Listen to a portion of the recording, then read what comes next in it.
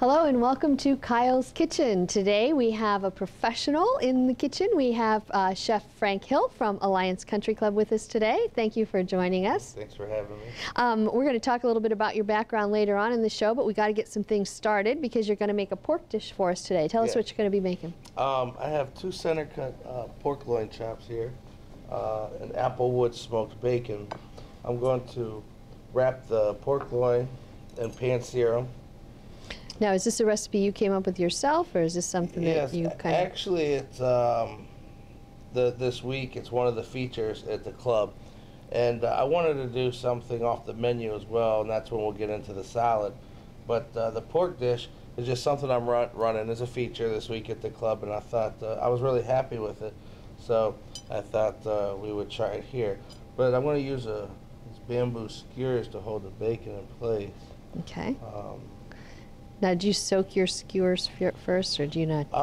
If I was grilling, I probably would. But just for cooking, you don't need to? But for the preparation that I'm going to prepare on these, with just pan searing and roasting in the oven, I don't think that'll be necessary. Okay. I'm just going to use kosher salt and fresh ground pepper. I just use a coffee grinder. Oh, I do okay. fresh pepper every day. That makes all the difference. Okay. And then we got our pan heating up over there because we have learned over the years that it takes a little while for our stove to get up to code. The electric heat. Yeah. So I'm going to put a little oil in this pan. Looks like we get it pretty hot. We want to get a really good sear, hopefully almost a crust on each side. Okay. Looks like we might be hot enough. So you can tell by the sizzle that it's hot enough, ready to go. And we're just going to give those a minute or so on each side. Okay. How long have you been making this recipe? Oh, this is the first time, this particular one. So okay, we get to experiment. All right. Figure make it a little bit more fun. All right. Now, how long have you been at the Country Club? About a year? February will be a year. And you came from? I opened a couple different restaurants, private restaurants. I opened Munson's Home Plate in Belton Village and Anthony's Italian Restaurant in Belton Village. Prior to that, I was the executive chef at the Canton Club, and I also spent 4 years as the sous chef at Glenmore Country Club. Okay, so a lot of experience. For somebody who looks so young, you have a lot of experience. And where did you go to culinary school? Pennsylvania Culinary Institute. Okay, all right. In Pittsburgh. We've had a couple chefs from there come in and demonstrate for our culinary kids. So, yeah. It's a good school. Now, is that program like a one-year program? How long? It takes 1 year. It's a 2-year program. Okay. But you do it in a year because there's no breaks. It's just a continuous year. So it's supposed to. It's a 2-year associate degree. Now, did you always like to cook growing up? Yeah, pretty much. My mother always had catering businesses. Oh, okay. From the time I was 4 or 5 years old, I was actually in the kitchen. I remember being 6 years old and helping my mom slice meat on the slicer, getting ready for weddings or whatever it may be. So I pretty much... It was in your blood then. I think it was in my blood. So we still talk about who's the better cook now, but...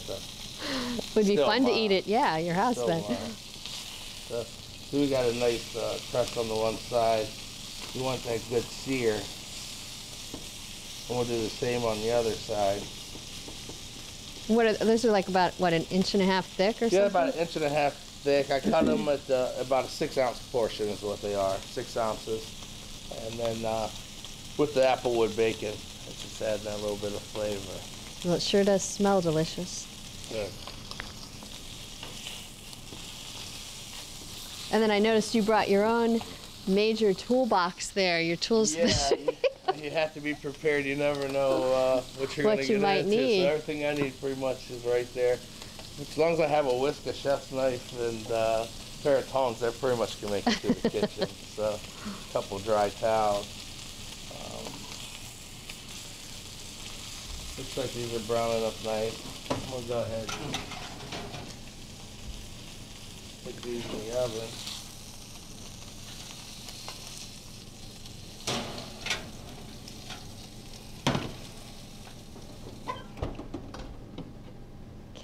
do is get rid of a little bit of the excess fat.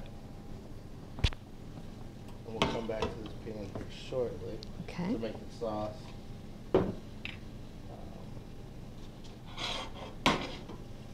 Now, risotto will slowly warm. Risotto being an Italian rice, you prepare this ahead, of course. okay. I just add a little bit of chicken stock. Okay, and we will have these recipes on there to share, right? Yeah. On our website? Okay. Oh, actually, we'll do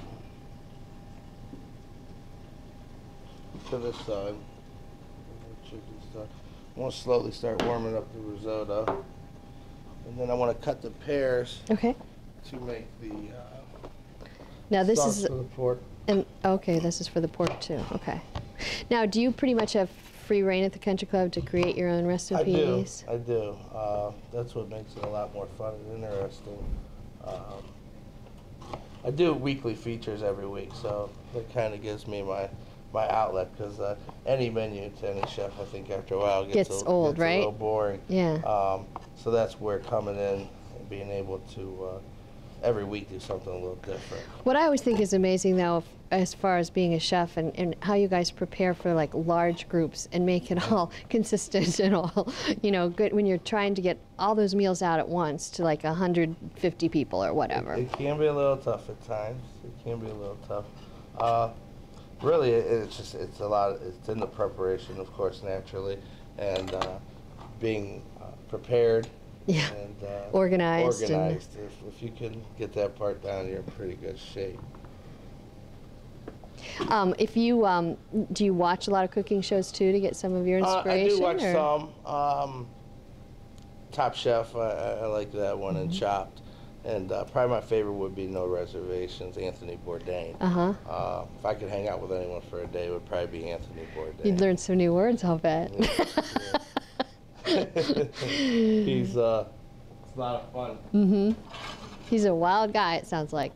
I read his first book. I know he has at least another one or two out, I think. Yeah, Kitchen Confidential, for anyone that's in the business, is it's a really good book. It's kind of the insides.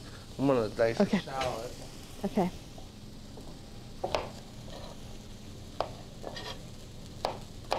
What about, do you have like a favorite cookbook or a favorite magazine that you read or anything?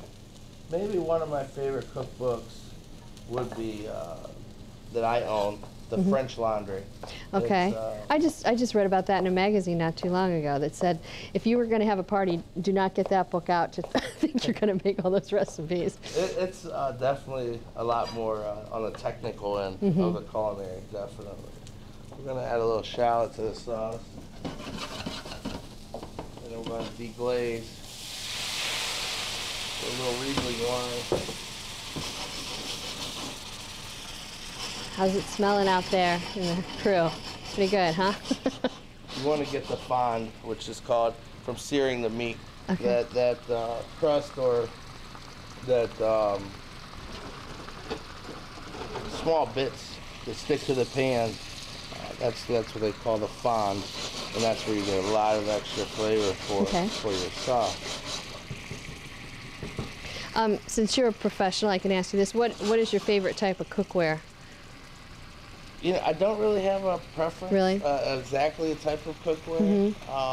I own a bit of Teflon, and I'm really happy with that. So if I would say anything, I guess it'd be the Teflon. I had really good experience with that. We're gonna reduce that just a little bit, and then we can start working on the salad. Okay. That we'll do is a warm winter salad. So when you have a day off, do you like to cook at home or do you like to go out to eat? Well, I love cooking at home. I love cooking for other people. I love to entertain. So the reaction I get from them, from the meals I make, that's kind of my payoff. I have a good time with that. But it is nice once in a while, too, to go out and no cleanup and so forth. I want to whisk in a little bit of butter here just to finish the sauce. Everything tastes better with butter. Oh, yeah. Or pork fat. So. One of those 3 ingredients and you got it made. Yeah, one of those 3. And you have a family of four children? Three? Two. Okay. I have a, you were even wrong. You Right, said three. right. Oh, two. I have a 10-year-old Uh-huh. and a 3-year-old. All right, and they're both boys? Both boys. Uh-huh. Yes, ma'am. Did you see any potential in them? Do they like to cook at all? Definitely. The 10-year-old's pretty much already at it. He wakes up in the morning. Sometimes he cooks me breakfast. Really? Yeah, he's really good with eggs. Well, that's good in the morning. That's a good way to start your day. Yeah. Huh. Okay. We can start this warm salad Okay. and plate that, and then we'll come back to the pork. For the warm salad, what we'll do, it's a winter warm salad, as I like to call it. We have roasted red beets, golden beets, and roasted butternut squash.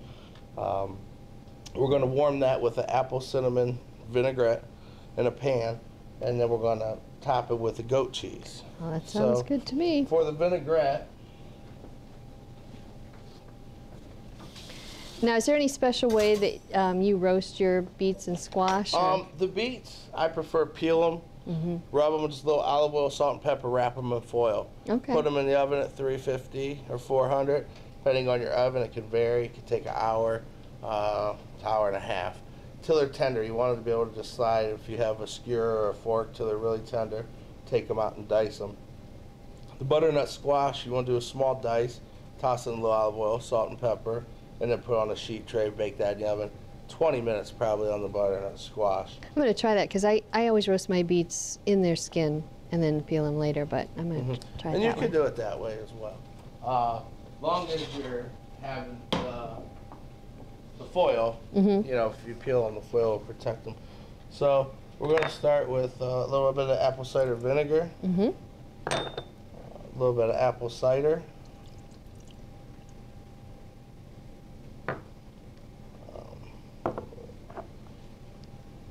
a little bit of ground cinnamon, about 1.5 teaspoons, and then I have in here a little bit of honey. Now, do you try to buy a lot of your products locally?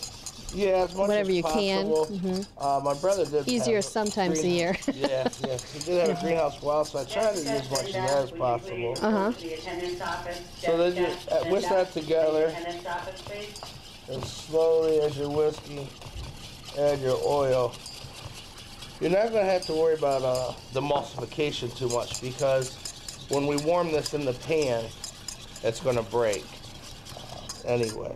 So just a pinch of salt and pepper. Okay, and what we're going to do, we have a hot pan. Oops, on your way. You're fine. And we're going to put in a little bit of these.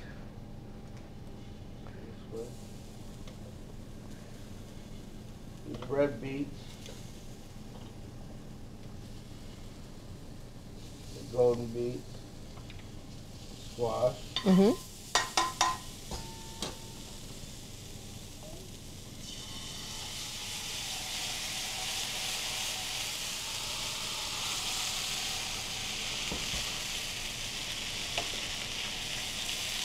If we don't set off the smoke alarms today, that'll be I'm great. gonna add just a The little whisk- bit of shallot here. Okay.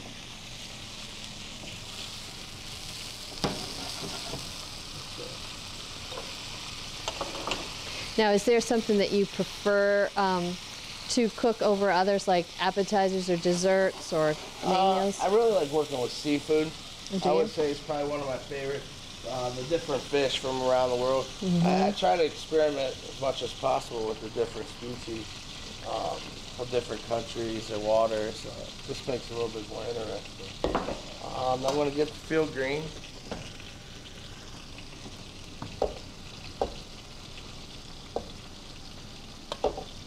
Now, field greens are just a mix of a lot of different kinds of. Mesclun mix. There's endive. There's Belgian endive, escarole. It could be lots of different lettuces.